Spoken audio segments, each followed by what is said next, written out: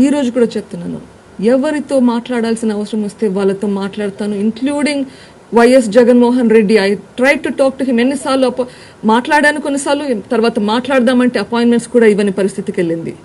ఈరోజు కూడా టీడీపీ వాళ్ళతో మాట్లాడతాను, వైఎస్ఆర్సీపీ వాళ్ళతో మాట్లాడతాను. Every person that is there in, I have no bars.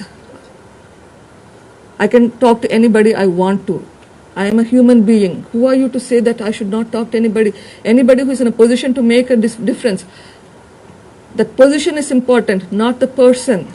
నువ్వు నీకు ఒక పదవి ఉంటే, ఆ పదవిలో నీకు ఒక డిసిషన్ మేకింగ్ కెపాసిటీ ఉంటే నీతో మాట్లాడడానికి నేను రెడీ. చీఫ్ మినిస్టర్గా నేను నీకు అపాయింట్మెంట్ అడిగాను. ఇన్ఫ్యాక్ట్ రిటర్న్ అఫీషియల్గా లెటర్స్ కూడా రాశాను, రెస్పాన్స్ లేదు. చీఫ్ మినిస్టర్గా నీ బాధ్యత ఇదేనా? నేను రాసిన లెటర్స్కి కూడా రెస్పాన్స్ లేకుండా. అండ్ చనిపోయింది మీ అన్నగారు, చాలా ప్రేమించే మీ అన్నగారు. ఎవిడెన్స్ సిబిఐ చెప్తుంది, నేను కాదు. ఈ ఎవిడెన్స్ నా దగ్గర లేదు, సిబిఐ ఇచ్చింది. ఇంత ఎవిడెన్స్ పెట్టుకొని మీరు అంతగా ప్రేమించిన మీ అన్నగారి గురించి పట్టించుకోకుండా సిబిఐ నిందితుడు అని చెప్తున్నారు, నేను కాదు, సిబిఐ నిందితుడు అని చెప్తున్నారు. వాళ్ళ పక్కన కూర్చొని ఒత్తాసు పలకడం మీ ప్రేమను చాలా బాగా చూపిస్తుందండి విమలమ్మ గారు.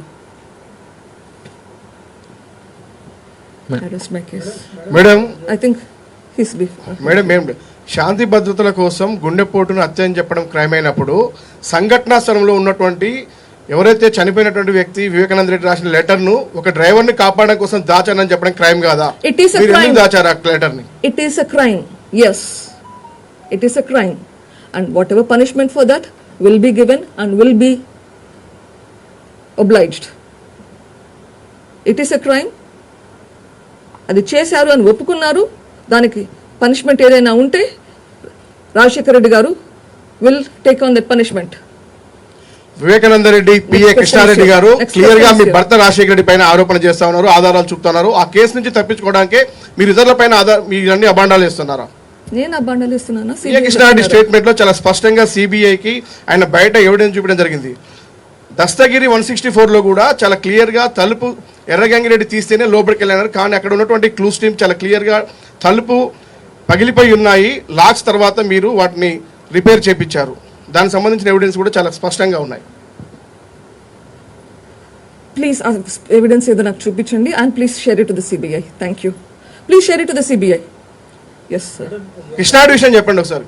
రాజశేఖర రెడ్డి పైన ఆరోపణ చేస్తున్నారు కదా, అదే పిఏ కృష్ణారెడ్డి సిబిఐకి షేర్ చేయమని చెప్పండి. ఆ CBI to name him the accused.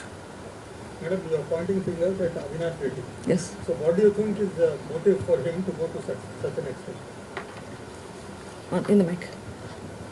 You are pointing fingers at Avinash Reddy, and what do you think is the motive for him to go to such an extent? Is it political or personal? Avinash Reddy motive to do this is the question. Again, motive ఏదైనా కానీ first of all ఆ మనిషి చెప్తే తప్ప కన్ఫర్మ్డ్గా ఎవరికి తెలియదు. Nobody will know what the true motive is until the person who actually did it tells you.